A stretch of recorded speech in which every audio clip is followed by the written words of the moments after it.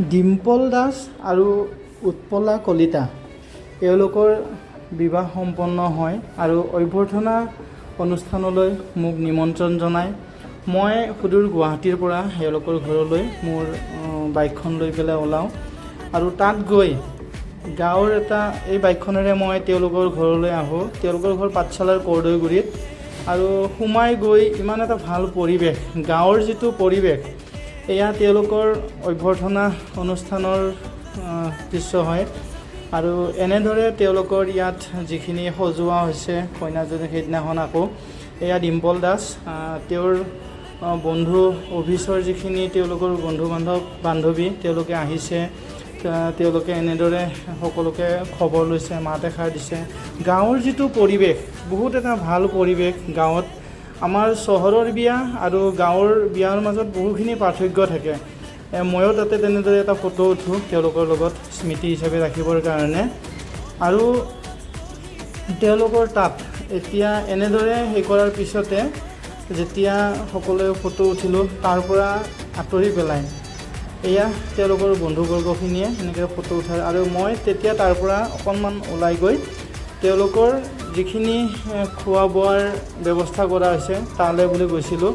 ইমান ধুনীয়া পৰিৱেশ, গাঁৱৰ এই পৰিৱেশটো সঁচাকৈ বহুত ভাল লগা পৰিৱেশ এটা, য'ত আপোনাক বৰ ধুনীয়া কৰি বহাই পেলাই সকলোৱে আপোনাক বহুত ধুনীয়া কৰি এসাঁজ খুৱাইছে।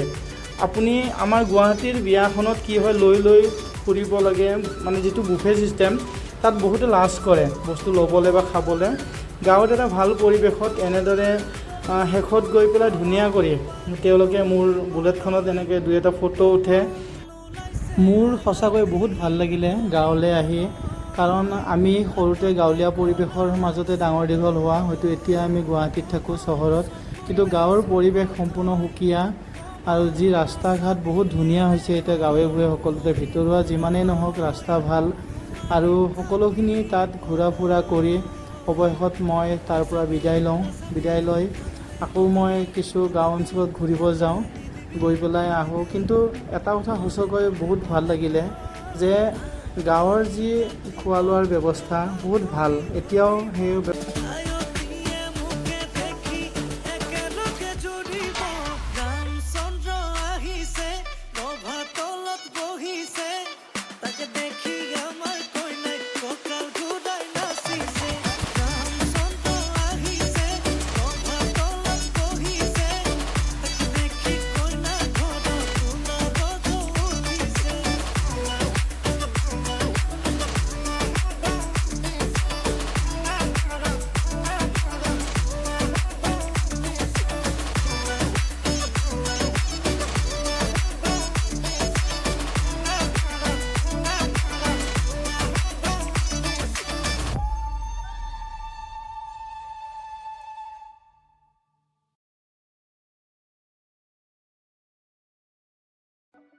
ডিম্পল দাস আৰু উৎপলা কলিতা এওঁলোকৰ বিবাহ সম্পন্ন হয় আৰু অভ্যৰ্থনা অনুষ্ঠানলৈ মোক নিমন্ত্ৰণ জনায়।